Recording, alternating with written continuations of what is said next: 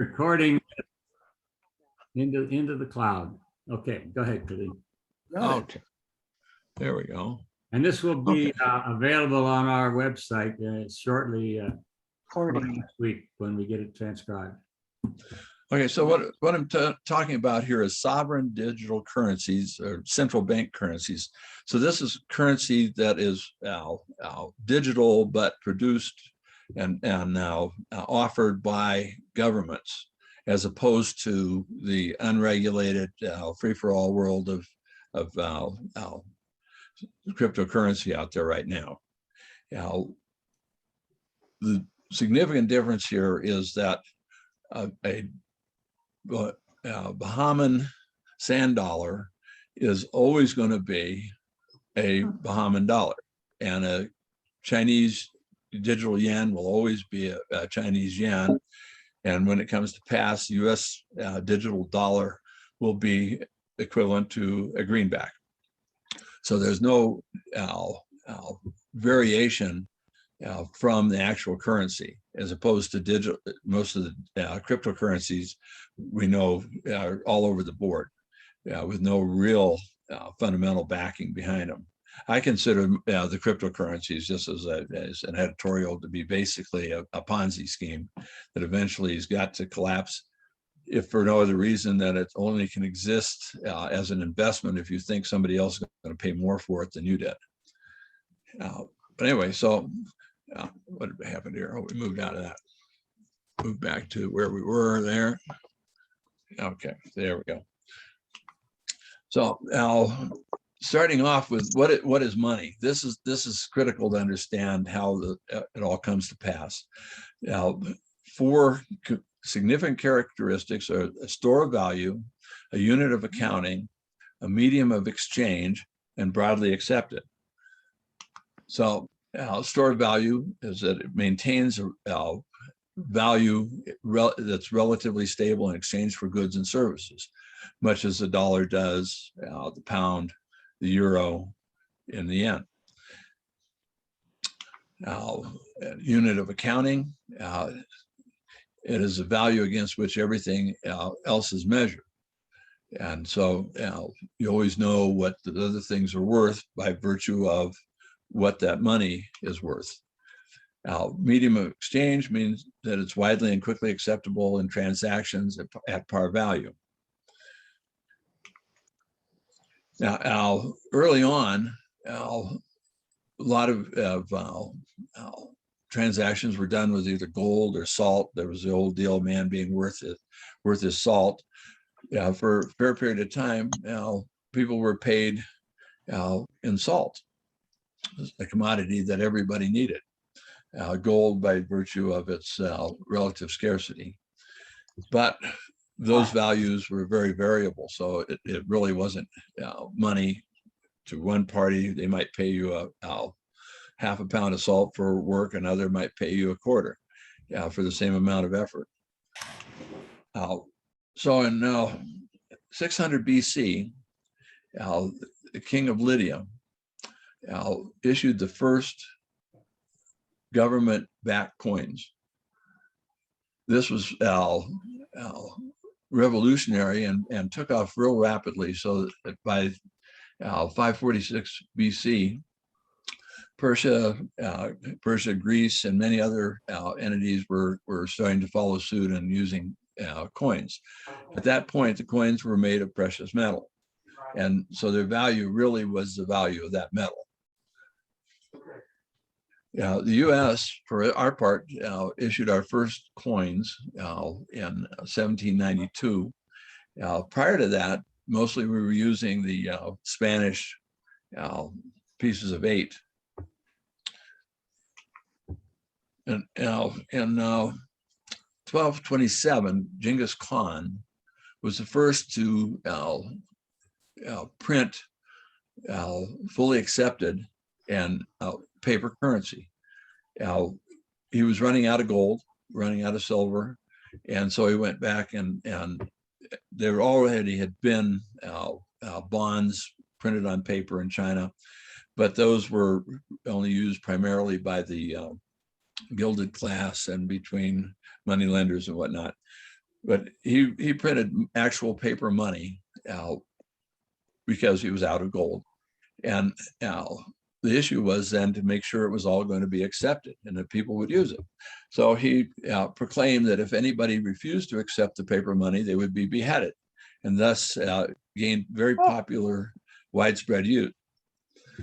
Now, interestingly, they talk about money not being grown in trees. The paper money was made from the mulberry tree bark. That's so we've got, in fact, money made from that. Now, the U.S., for our part, didn't start to control the currency market until the Civil War.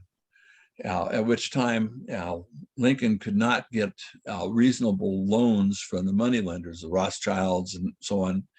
And so he then printed the greenback, the first bills with green print on the back to distinguish them. And they were exchangeable directly for gold, although he did not have the gold to back it. But theoretically, it was backed by gold. And as he was paying everybody in that, it became widely accepted as a currency. At that point, most money was, paper money was backed by gold sitting in vaults somewhere, gold or silver. The banks then slowly eliminated where they were holding any gold. And now 1933, Franklin Roosevelt demanded that everybody turn in all their gold that was not in the form of gold coins. And so that was, then they built Fort Knox to put it all in. And in the same period of time, he set the value at a specific price, and I forget what that was. It was like $20.66, I believe, for an ounce of gold. The United States had become the principal gold holder in the world because of, in World War I, we were late to the party as far as joining the war, but we were making a lot of the armaments. And France, Germany, Russia, all paid us in their gold to the point where we controlled 70% of all the world's gold. Now, the US dollar has since gone off the gold standard under Nixon, and it's backed strictly by the good faith of the US government. So we've gone from currency being salt and gold, being backed by gold, to now just being backed by the good faith of the government. Digital currencies are coming on in a variety of different ways. Primarily, they're all independently produced. This would be your cyber currencies. But federal governments are now working on supplying their own. And that's what I want to get into.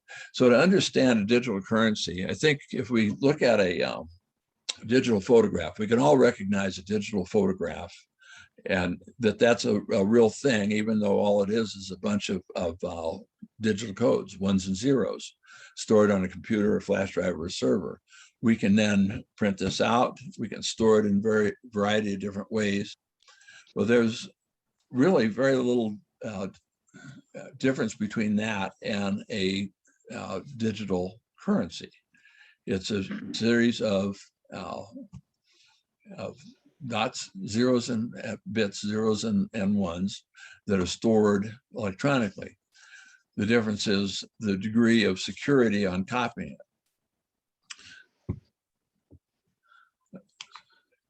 So now, a good example of how this is all going to come to pass is the Bahama sand dollar. Bahamas was the first to fully launch a digital currency as a from a central bank. And so they're a good model as to what one ought to look like. There's they set up a number of basic rules and goals. They wanted to increase the efficiency of the Bahamian payment system through more secure transactions and faster settlements, achieve greater financial inclusion, cost effectiveness. But this gets to is that there's a tremendous number of unbanked people in the world. And the digital currency allows somebody to have essentially a bank account with their own government, to which they can make payments, accept money. They don't have to go through money changers. They don't have to pay exorbitant fees, and they don't have to carry it on them, which can be quite dangerous. So they can store it legitimately in the government. The Bahamians are also looking to strengthen their defense against money laundering, counterfeiting, and other illicit uses. They're doing this primarily by keeping the amount that you can have or use it to a very small amount, which is different than what we're going to see with the bigger governments.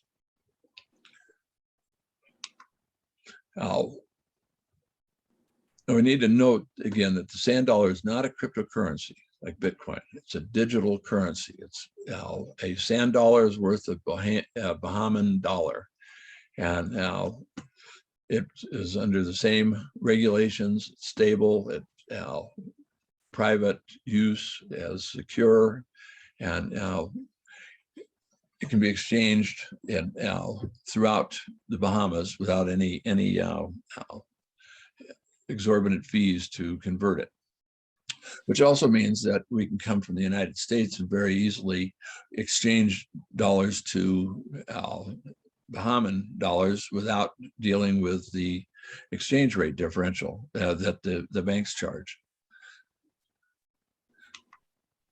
So they had a number of specifications, which I'll go through fairly rapidly. The payments service firms. So they were setting up to where a variety of different companies could come in and license themselves to service and be basically portals, either through ATMs or online. So you could take your regular Bahama dollars, put them into an ATM, and come back out and have the digital currency in your wallet held by the Bahama government. They wanted to make sure it was functional if the internet was down, disconnected, so that as soon as there was reestablishment of communications, the transactions would be completed. They wanted instantaneous or near instantaneous transactions, as you would get with a credit card today, so that somebody could go in, didn't have to wait a half hour for approval. Wanted to be easily accessible for point of sale businesses, and now be usable for payment of credit cards and other debts as well. They wanted also to be fully audible trail, but their situation, they want to make sure that they can audit larger transactions to monitor for fraud. They restricted it to domestic use, which means that people can't use it to transfer money out of the country.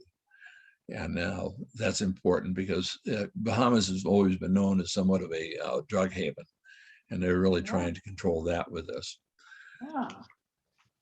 Now, wanted to be, they call it multi-faction authenticity. That means for user wallet, many of you now have two methods. If you change laptop or computer or whatever, not only do you have to use your password, but a message will come to your phone or an email site that you have to respond to. Mm-hmm. So that's important. The digital ID solution is the term is KYC, or know your customer, and make sure they're identifying the valid owner and user of that digital currency. So a lot of stuff here that brings us to the fact that anybody in the Bahamas can have their bank on their phone. They don't have to have a bank on the corner. They don't have to keep their money under their pillow. They can immediately deposit into the government and be sustained or retained by them until they need to use it. And this brings a lot of people out of the problem of being unbanked. The numbers are really large throughout the world, and even in the United States, where roughly 7% of American families do not have within the family unit a banking account. There it is, 7.7% of households had no member with a banking account, and that's in 2013. So globally, the numbers are 1.7 billion adults remain unbanked. This use of digital currencies will change their lifestyle. They'll be able to keep their money safe and sound, much harder for them to lose it to criminals and other activities. And they wouldn't be putting their money in some institution that may or may not be there for them later. So this is a good model to understand what people are trying to do in general with the digital my brain is not working well today, with the government-backed digital currencies, is to make life easier for a substantial portion of the population. Now, those needs for the Bahamas are less than what the United States has and China and the Eurozone. We'll get into those at a later point here. But I want to discuss next, though, the reserve currency, because this all plays heavily into what we're going to be talking about. And if you have any questions along the way, please feel free to jump right in and ask. But a reserve currency or anchor currency is a foreign currency that is held in significant quantities by a central bank or other monetary authorities as part of their foreign exchange reserves. So somebody from the Gambia wants to make a payment to let's say Uruguay or somebody along that line. They will first convert that money into dollars or euros, primarily in dollars, and then transfer that to Uruguay, where they will transfer it from the dollars to the Uruguayan currencies. So to be a reserve currency, that requires that the world really trusts your money. And that's what the United States has had for a long period of time, is the world's trust that our currency will be stable and sound and can be used then as transfers. So they will hold large quantities of US dollars to facilitate trade internationally. Now, then back to World War I, when the United States accumulated all of the roughly 70% of the world's gold, because we were not in the war, but supplying the war materials through the early part, so that by the end of the war, even after we got involved, we had pretty much scooped all of France and Britain's and Russia's gold. And as a result, we became then the trusted currency for world trade. And there was a meeting in Bretton Woods that established internationally that the United States dollar would be the world's currency for international trade. And they valued the dollar at $35 per ounce of gold. So other currencies were required to peg the US dollar, and the agreement included 44 countries. By 1971, though, it became evident that the United States gold reserves were inadequate to cover the number of dollars in circulation. So President Nixon devalued the US dollar relative to gold. And after a run on gold reserves, he declared a temporary suspension of the dollar's convertibility into gold. 1973, the Bretton Woods system collapsed entirely, and countries then free to choose any exchange arrangement for their currency. But still to this date, 70% of all world reserve is done in the form of dollars.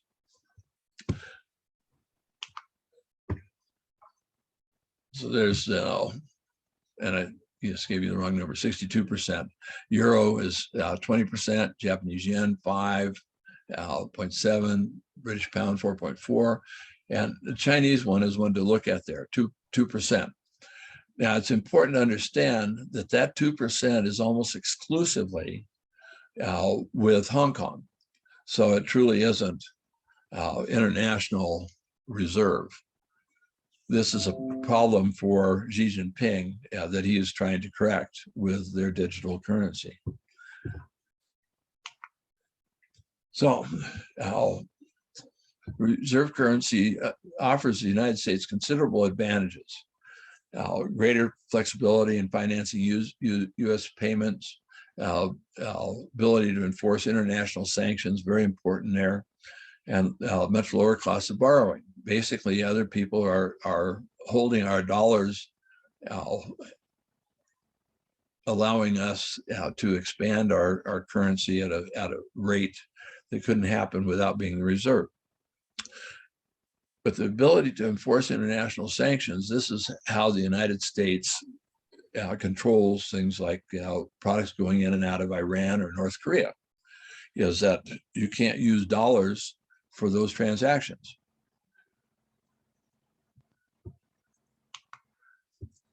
So the question is, what would happen if the world, or does the world need a reserve currency, and international transactions can occur seamlessly directly between the buyer and the seller without the need to convert to US dollars? That's the question that digital currencies presents. So enter Bitcoin and blockchain. Bitcoin's main long-term advantage that it's offered the world is understanding how blockchain works and can then be used to track and control the ownership of a digital asset. With blockchain, it controls and notes every single transaction that occurs. So every bit of Bitcoin has every bit of history of every Bitcoin transaction that ever occurred in the world. So this is one of the two areas where Bitcoin fails. It's enormous power consumption.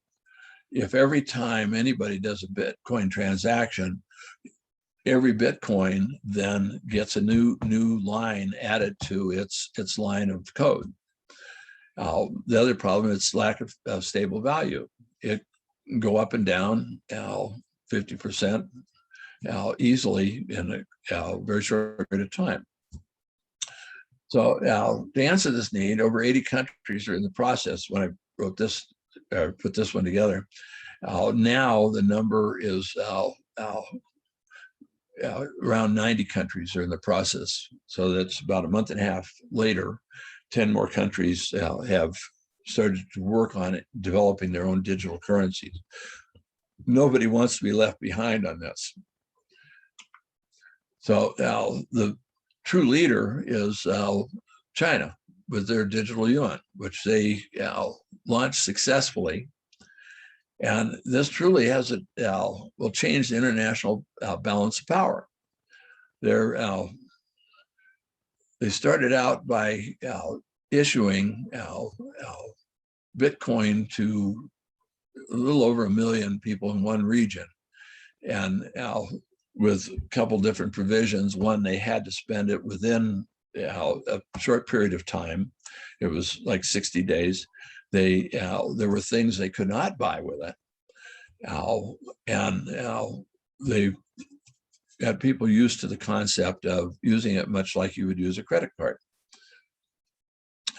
So they're launching it now on an international basis. And so the initial rollout had 400 yuan and per person. Let's see, I discussed that part there. So China has set its own criteria for its digital yuan. It's different than what Bahamas did and what the United States would want to do. As of China has 15% of the world trade, so they feel like they should have 15% of the world's currency transactions. Right now, they have effectively zero. They want to have the ability to influence domestic consumption through stimulus payments that are directly directed towards specific parts of the economy, say buying an electric car. Interesting issue here is many have probably read of their kerfuffle with Canada Goose. Canada Goose advertised in China they had the best down in the world. And Xi Jinping said, no, that's not true. Our down is better. And pretty much banned people, if they wanted to maintain a decent social score, from buying Canada Goose parkas. Well, with the digital currency, they could track exactly who did. And this is one thing that China is really after, is the ability to track everybody's expenditures. And now this would have a direct effect on their social score. I'm assuming that maybe I should explain their social score if people are not up to speed on that. The Chinese social score basically states how good a citizen you are. And if you do the wrong things, your social score goes down. If your social score goes down, that closes off job opportunities, borrowing opportunities, and effectively your ability to operate in the Chinese society if it goes too low. So this is truly Big Brother in action in China, and a way to truly control what people are spending their money on and direct them. So in other cases, if the government wants to stimulate something, we gave everybody $1,000 or whatever it was. With China, they'd give them $1,000 worth of digital yuan and say this has to be spent on X, Y, and Z. The currency could not, that they give you, be spent on any other thing. So it would be very direct, targeted stimulus.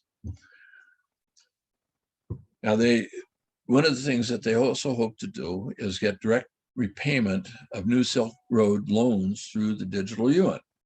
A lot of African countries and other countries around the world are now, to a degree, held hostage by the New Silk Road projects, where China has lent them the money to build things that China wanted in their economy.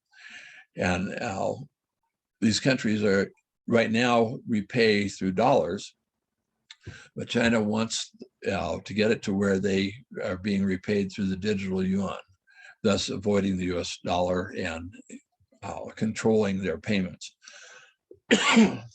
They also want to be able to avoid sanctions, which allow them easier access to buy Iranian oil, deal with North Korea, Cuba, and Myanmar. So their whole model is one of more domination than of helping the unbanked and facilitating international trade. So there's a bit on the social credit system. It's all intended to be trustworthiness of the individual to the government. Goes down too far, you probably end up with the Uyghurs out in one of their camps. So now, this fall, you saw a lot of other things start to happen that were working on the same deal. Ant Group, I don't know whether people heard about Ant Group. They were one of the largest lending entities in the world. They were going to go public on the New York Exchange for $34.5 billion, which would have raised that, and that would have given them about a market value of $317 billion. which would have been by far the largest IPO of all time.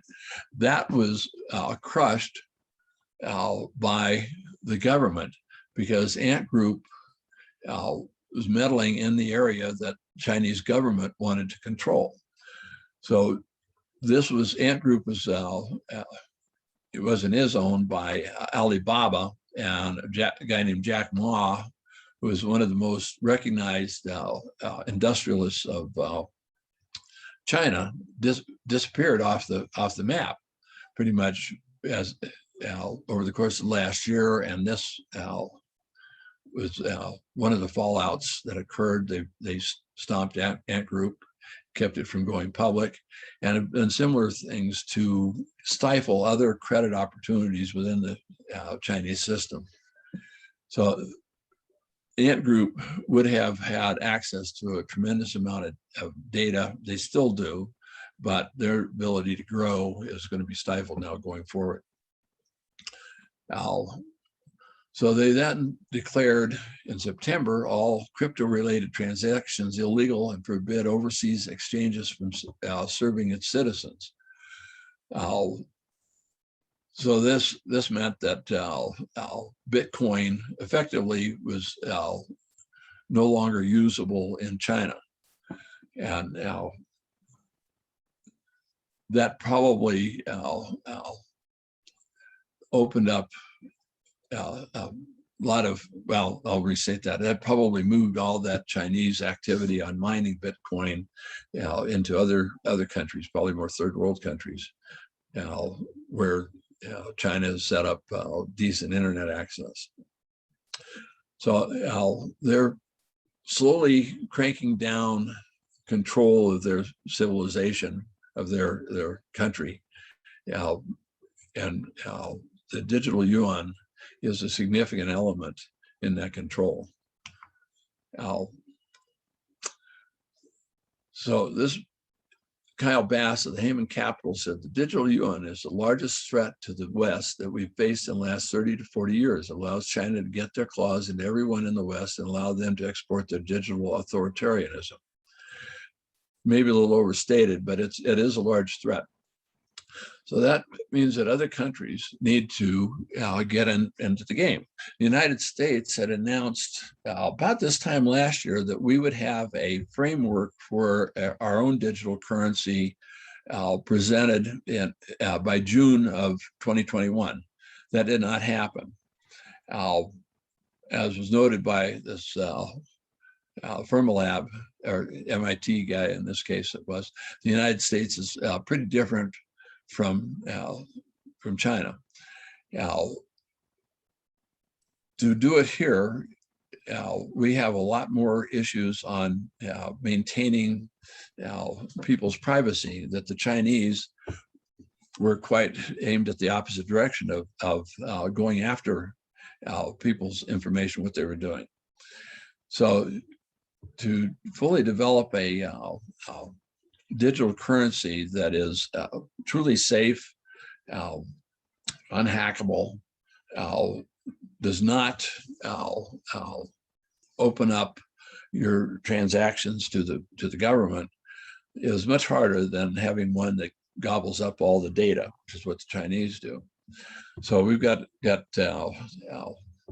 issues there to resolve to meet this challenge from China. Now, I've had bankers tell me that, well, nobody's going to really want to use yuan as a reserve currency because they don't really trust them and the rest. But this will allow them the ability to work around the reserve currency. So if the United States doesn't come up with a similar deal, a lot of countries will probably end up using yuan. So the United States has every need, as does the Eurozone, to come up with their own digital currencies so that people can feel more confident and comfortable in making their transactions through the dollar or the euro. China can mandate the use of the digital yuan, and we remember Genghis Khan, who had a really effective method of mandating use of his bills. the United States and the Eurozone have to gain trust. Much more difficult. The winner in all of this right now is China, then bank, lower cost of international transactions, and low cost smartphone providers. The losers, the United States and Europe, are international influence. Banks' loss of transaction fees, banks' loss of deposits, the Chinese people loss of privacy and freedom, and likely copycat systems by other dictatorial governments. So I've got another little deal here. Let's go to another share up here. Where's my, how do I get to that? So you should click on that thing at the top of the screen. Well, what I'm after here is to get to, there we go. Okay, so this site, this is the Atlantic Council, and they are tracking who's doing what. And let's see if that's loaded up yet. It's got this cool map here that shows all the different countries that are working on, the 90 different countries now that are working on digital currencies. And China now has cross-border partnerships with Thailand, Hong Kong, and the United Arab Emirates. That's first three. A month ago, they had just Hong Kong up there. So they're starting to expand their ability to use the digital yuan. Most of the other countries are in development, you'll see if you scroll through this. It's an easy thing to find if you just go to the atlanticcouncil.org, and it's a CBD C tracker, and it shows you all of the different countries, the 90 of them that are now working on it. So digital currencies are well on their way, will be a fact. And let's see, we'll stop the sharing there. So it's something that probably on a regular basis, you and I will not see much of it. But if we're traveling to another country, we'll probably start to use digital currencies. There's a village in Switzerland that about 10 years ago, started their own digital currency. And it was so that travelers from the Eurozone coming into France could easily exchange funds to the Swiss franc at no cost, and then transfer them back out when they left. Well, this thing has actually worked quite well for quite a period of time. But at one point, this would be 5-6 years ago, suddenly the use of it skyrocketed from in the teens on thousands of dollars worth up to hundreds of thousands and even into millions almost overnight. So they got concerned and went to the international community to find out what was going on, and slowly it was tracked down to the WannaCry hack, which was being paid in Bitcoin. They were washing their Bitcoin through this village's digital currency so that people couldn't track them down. But they did finally track them down to determine that the WannaCry hack was actually North Korea.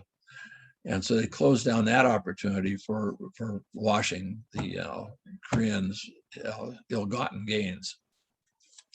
But now nobody had any questions when I was going through that, and I went through it fairly sloppily. I've got to apologize for that this morning. But if you got any questions, I'd be more than happy to discuss them with you. And I'm going to, by the way, keep the recording on, so just so you know that you're being recorded. In case the Chinese are listening. Yeah, probably might affect your social status. Right. That would absolutely affect your social Your status. social score go down. So I'll throw in a little, another interesting sidelight about currencies. In the early 1800s, United States Central Bank was actually a private bank, owned primarily by the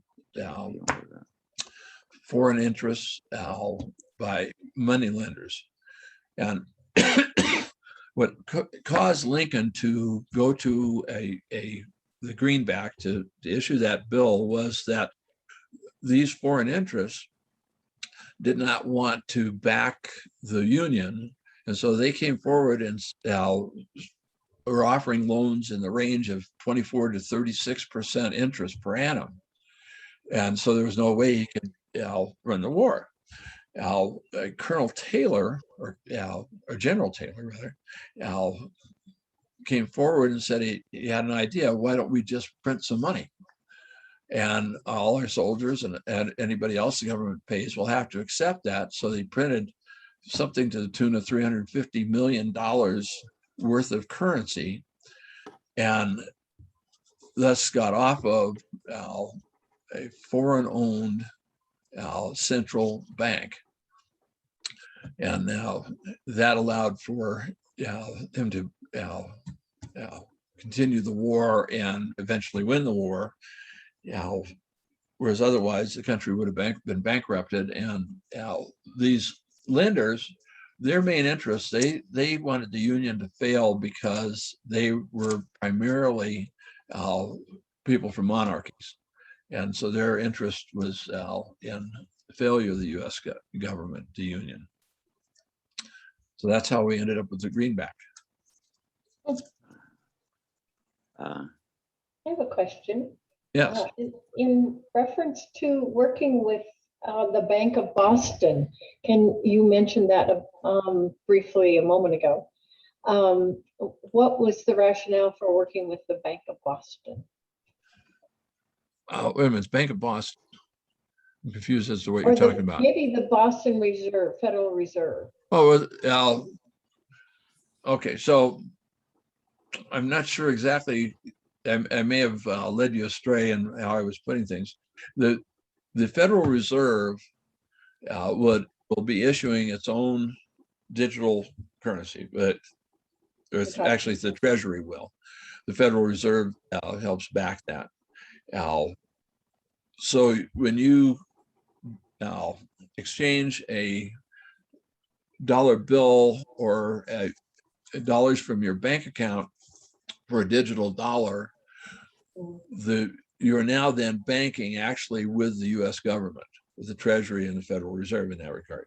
So they then are your banker for that amount of money. Okay. So the issue for banks is that this will reduce their deposits, or could very easily reduce their deposits, and the ability then to lend out. The other issue for banks on this is that they make a substantial amount of money on facilitating oil trade. Everything, all oil is traded through dollars. And so every transaction, a bank picks up a little bit on the front end and the back end on that transaction. And now the numbers are so large that it's small pennies per transaction, but there's so much in the volume of transactions that the banks make a lot of money off of oil trade. And now, so this is one of the reasons why banks are going to suffer with the digital currencies. Mm-hmm. Does that make sense? Yeah, sure. Thank you. And they're going to fight it like hell, don't you think? Well, yeah, they are. Yeah. Well, they're going to come up with their own. Go ahead, Don. Well, I noticed that the Chinese are using the yuan as a digital currency and not the renminbi. I thought that the renminbi is the unit of international trade for them, and the renminbi and the yuan can float with respect to each other. So the Chinese can control their internal transactions with the yuan, but they still maintain the value of the renminbi for international trade. Is that true? Well, as far as I understand it, and I don't understand it real well as to why they picked one over the other, but if you're in China, and I was in China 10 years, 12 years ago, now all your transactions are done with yuan, and so if they did it with the renminbi, which I can never pronounce properly, that's the transaction that the people didn't understand and would not and did not have any access to on the ground. Everything was done with the yuan, so they had to do it with the yuan in that regard. Does that answer that question? Yes. Yeah. So it's a matter of where you start with it, and then change that mid-flight is never going to work, I don't think. But they certainly have expanded the use of it very, very rapidly. Things I read just a month ago, we're still claiming, bankers and whatnot, that they never get international trade in it. Now they have international trade with United Arab Emirates and with Thailand. And so it's expanding very rapidly. And a lot of these countries probably don't have a lot of choice when it comes right down to it. The thumb from the Chinese is heavy enough to cause them to go with it. So we need to have ours out there so that traders are going to migrate to the yuan, because they have so much lighter cost of transaction, which I'm sure is one of the reasons why the UAE has done that, because they sell a lot of their natural gas and to China. And you don't have the fees coming and going.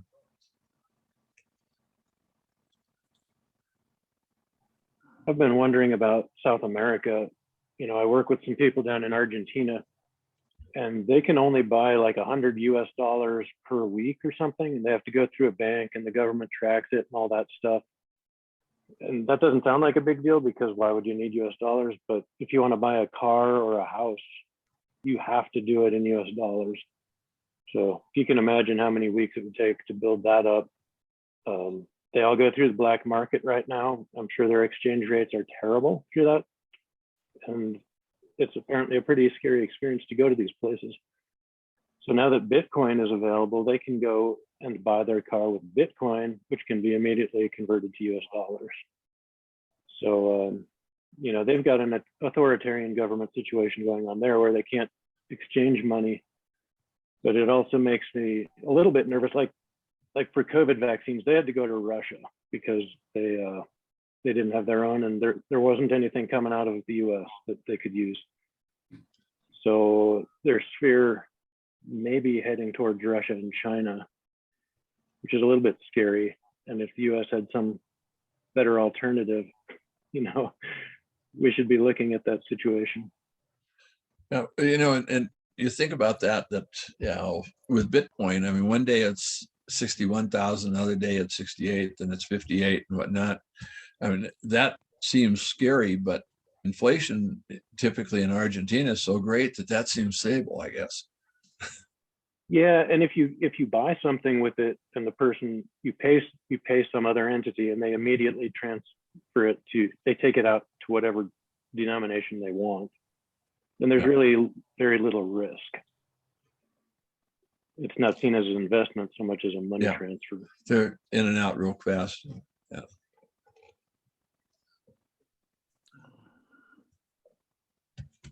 A lot of third world countries really have an issue with people not wanting to hold their currencies.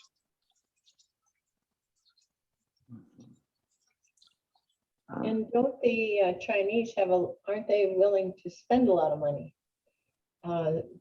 to get favorable rates and favorable working relationships. Yeah.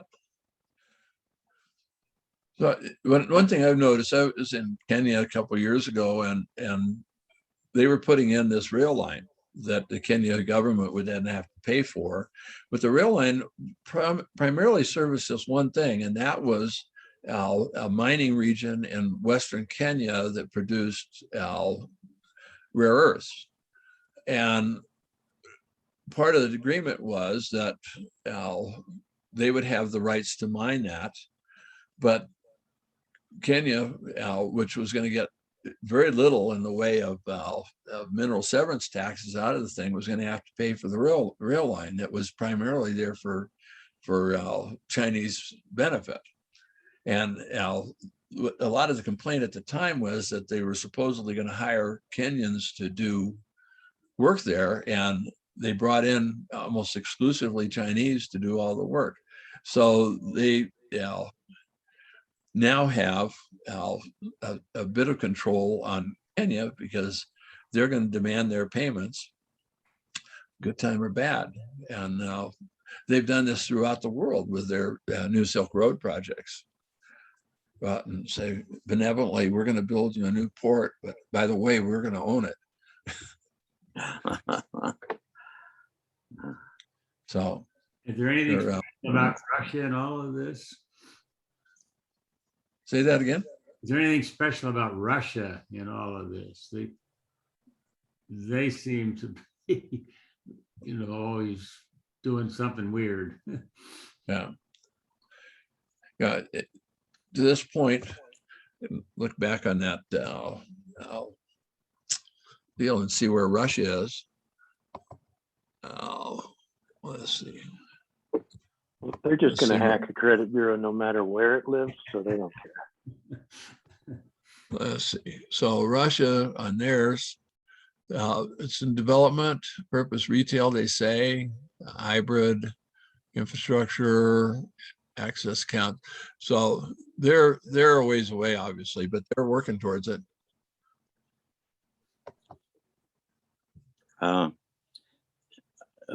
Back to the account, how if the U.S. does this, and presumably they will, so everybody will have an account with the Treasury. Is that right? Not directly. There'll be a third party access to it. Okay, so it might be PayPal, it might be your bank, it might be Square, Clover, however you transact is how you'll have access to it. So you would have to then set up said account with this third party, which will then make a little bit off of the transactions as they occur in some fashion or other, I'm sure. I don't know how they make the money off that. But in the Bahamas, it's worked out to where they've got a number of third parties that are supplying the portal, we'll call it the portal, to your government digital currency.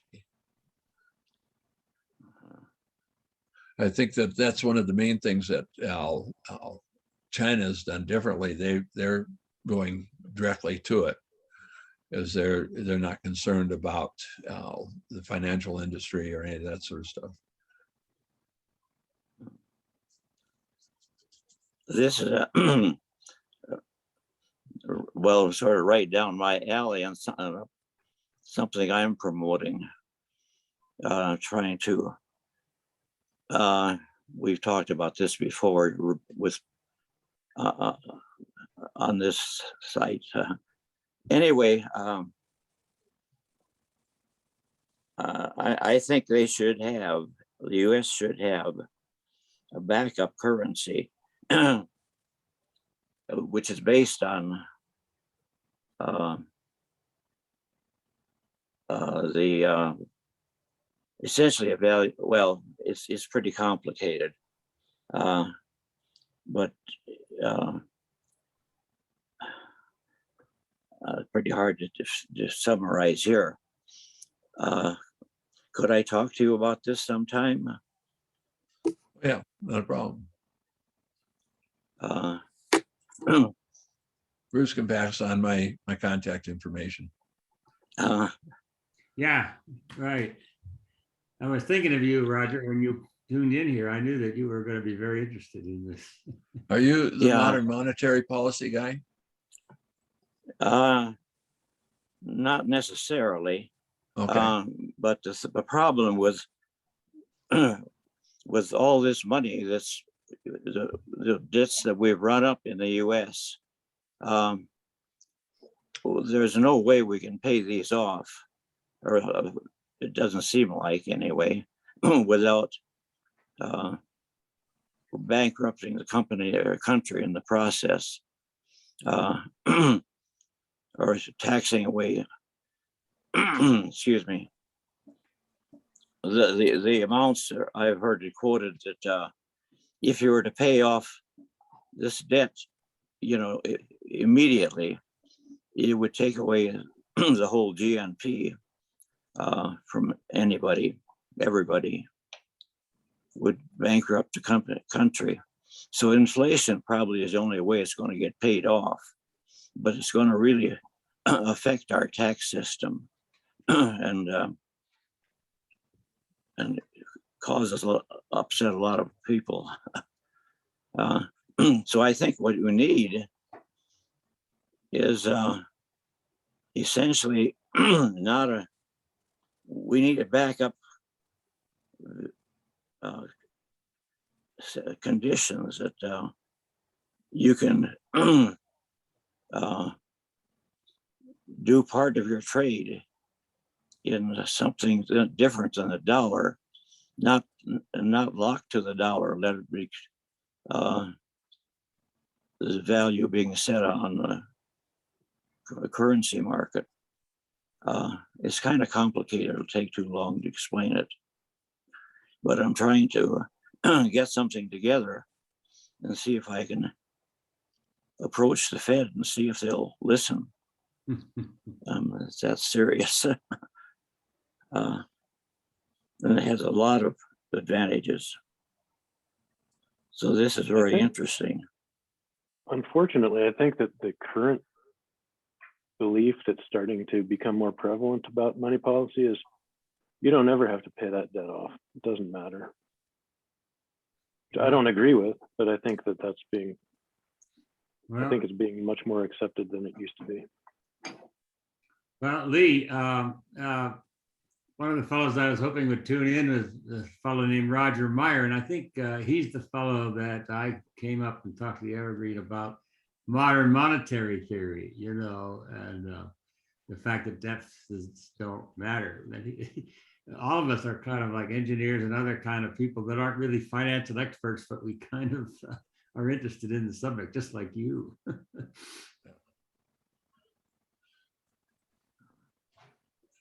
I tend to be more in the camp that it really doesn't have to ever get paid back.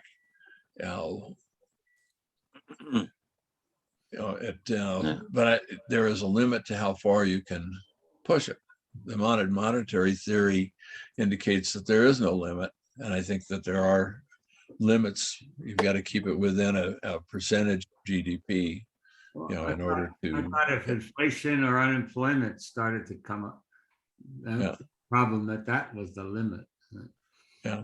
Well, inflation, of course, we do a good job of wiping out the debt. If you had hyperinflation, of course, everybody go into massive depression from that. But this does not increase the quantity of money in circulation. It's just a different source of.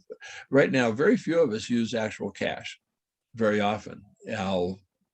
That's not something we just don't use. And it's COVID accelerated that because a lot of places did not want to handle cash, and it accelerated the contactless credit card to where you just have to tap it, and so it's not to think of it as being a new source of funds. It's the same money in circulation. It's just a different way of storing it. You definitely don't want to take your savings and putting it in there, because it's going to just do what the dollar does, which is slowly depreciate. So that's why you would put it into banks and then into stocks and whatnot. But if you didn't have a bank account, and you then have to go to King Soopers if you're lucky, and they'll accept your paycheck, or you go to one of the money changers in town, and they take a big chunk. And now people never get out from under that. With this, they don't. They save that 10%, 7 to 10%. And so for the poorer people, this is a really an excellent innovation. It will save them the cost of taking their paycheck and converting it to usable funds. Because you can't take that paycheck into Home Depot and buy a saw. So it's really has some great advantages. And again, it just do not ever think of it as being a new source of wealth. It's not. It has nothing to do with that. It's just a new form of cash that we use. It's not going to do away with credit cards. They'll be just used just as much. The credit cards will probably accept payment through the digital currencies very rapidly, as any financial institution will, because it's just another source of dollars for payment. Does that make it a little clearer? Well, what we have right now, is a system of credits that's dollar denominated, but the actual dollars, like you say, they're rarely used.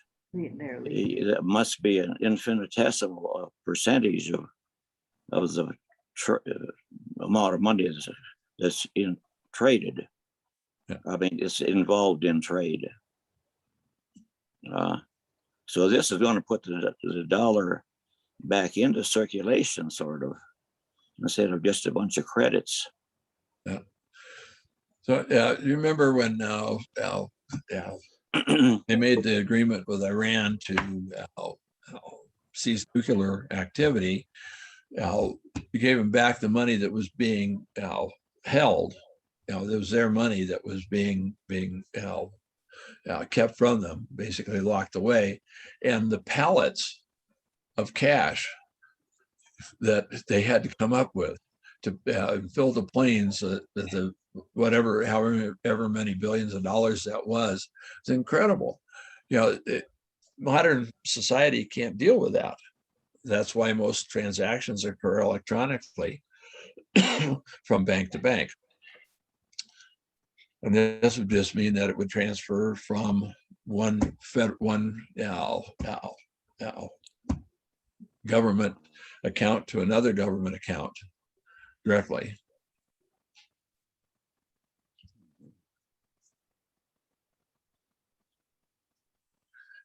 It'll be an interesting change, and again, most of us will probably never use it.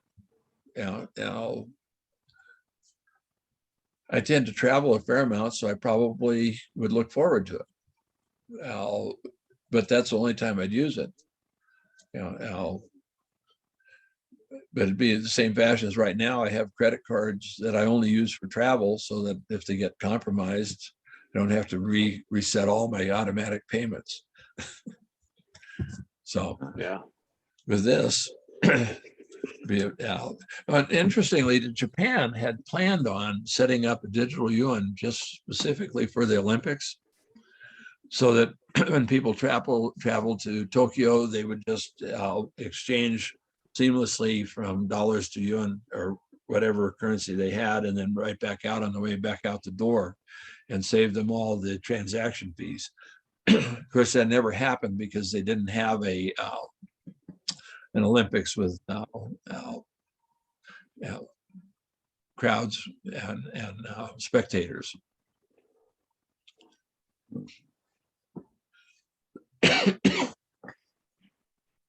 Well, it'll be interesting to see what the general population thinks if the U.S. does actually come up with a proposal for something like this, because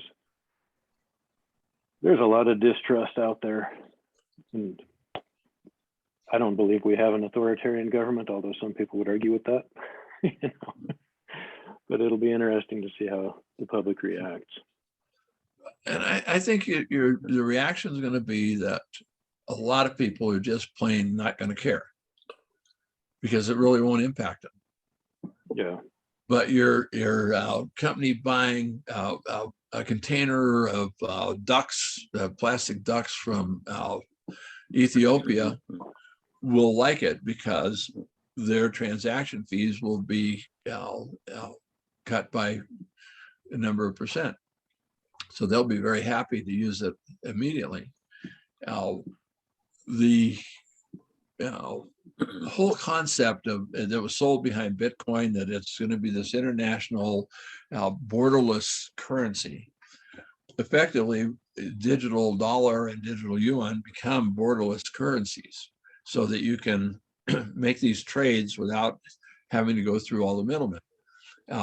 In our group, FBO that Bruce is in, Bailey Fiedler, it was international banker in London for a number of years. He did a transaction between, forget what country, but to the Gambia, and it had to go through 6 different banks to get there, each bank taking 1.5% to 2% along the way. Now, it's pretty much border to border in most cases, where you might have to just go through the simple transaction, US dollars to their bank, and be done with it. So it will be widely used. People have learned to take advantage of the changes. I mean, go out and try and buy a film camera today.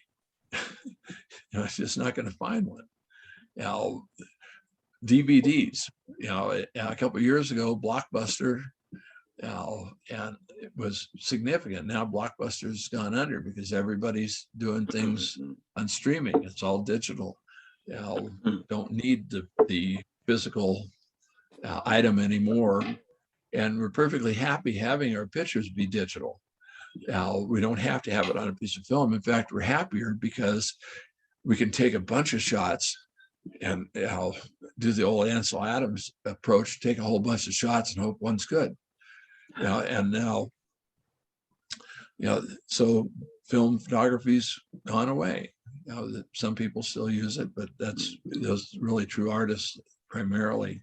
So I think this will become a big deal. I think that in a few years it'll be happening, and most of us won't even be aware of it or care. That's the other thing, is we really won't care because we won't be doing it. But the person who is working on an hourly basis that doesn't have enough credit for a bank, and right now this is another issue. I mean, you've got to maintain a certain balance in the bank, or they're going to take away a percentage every month. The federal government's not going to do that with the digital currency. So this is a really great boom for the poor people in the country. Their situation will be improved by a significant amount. They won't have to be worried about being rolled or stuff being stolen from them because they can't take it to a bank. They won't have to worry about people accepting payment from them electronically, so they don't have to go find somebody to convert their paycheck. They can just have the paycheck go directly to the account, as most people do. A few years ago, I was working for a company that had determined they didn't want to do any more paychecks. They just wanted to do direct deposit. At that point, it turned out there was like 30% of the employees did not have a checking account. To me, it was an eye opener. I had no clue that, and these were people earning reasonable income at that time, $12, $14 an hour, and some of them more than that. So this this is a good thing for most people once it gets controlled. It's a bad thing for international. It's a bad thing for the United States' ability to sanction countries. We will not have that ability anymore, and that was a significant part of the United States international philosophy. If you didn't do what we wanted, we're going to sanction you. Well, we won't be able to do that anymore. That's going to go away. So it's a big change, and we're going through a lot of other changes: globalization, digitization. We're in a new age, and people will come to like it, I think. So at that point, I think I'm going to stop the recording. So this will become like a program on our website. But we can continue on, but I'm going to stop. I'm going to stop the recording now. Owned by the government.